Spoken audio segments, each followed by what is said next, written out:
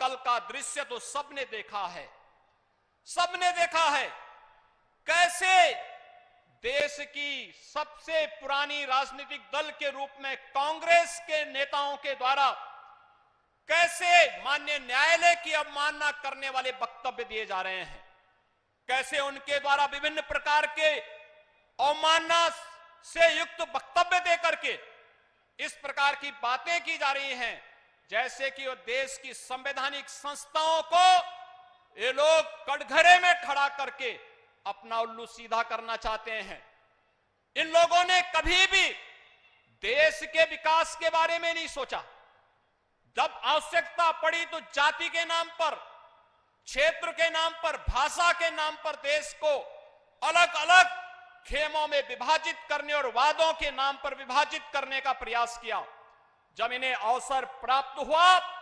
तो इन लोगों ने देश में अपने स्वार्थ के लिए नक्सलवाद और आतंकवाद को बढ़ावा दिया, और जब इन्हें अवसर प्राप्त हुआ तो इन्होंने विकास को भी खेमों में बांटने का कुत्सित प्रयास करके अपने कार्यकाल के अंदर भ्रष्टाचार के नए नए प्रतिमान स्थापित किए। लेकिन आज जब भारत विकास की एक नई आभा के साथ वैश्विक मंच पर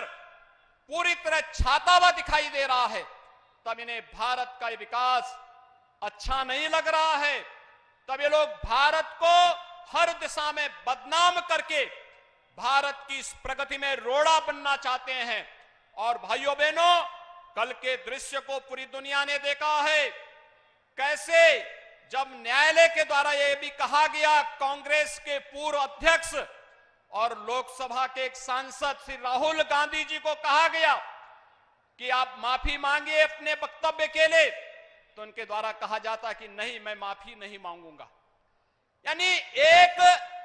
पिछड़ी जाति के प्रति किस प्रकार के अनर्गल बयान देकर के एक सामान्य संसदीय शिष्टाचार का भी सामान्य पालन करने का जिन लोगों ने कभी अपने जीवन में उसको अपने जीवन का हिस्सा न बनाया हो, और इसी के लिए कहा गया है, जाके प्रभु दारुण दुख दीना, ताके मति पहले हर लीना। और उनकी मति को प्रभु ने किस रूप में हरने का कार्य किया, वह दृश्य कल पूरे देश ने देखा है, जब एक माननीय न्यायालय ने उनके कृत्यों के लिए उन्हें सजा सुनाई और कहा कि नहीं, आपका यह वक्तव्य सामान्य संसदीय परंपराओं के विरुद्ध भी है, शिष्टाचार के विरुद्ध भी है, और एक सांसद को इस प्रकार के वक्तव्य कभी शोभा नहीं दे सकते हैं। तब भी कांग्रेस के नेताओं के बयान भाइयों बहनों किस रूप में थे, वह किसी से छुपा हुआ नहीं है।